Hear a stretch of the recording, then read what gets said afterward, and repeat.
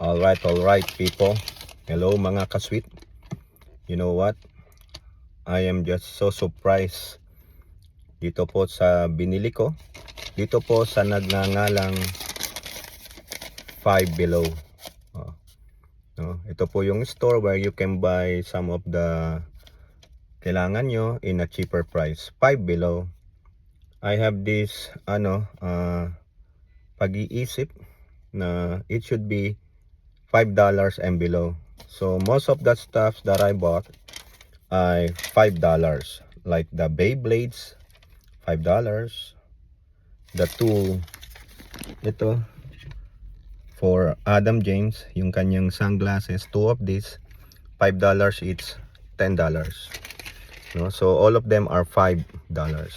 However, I was surprised, this UBC to UBC cable is $7.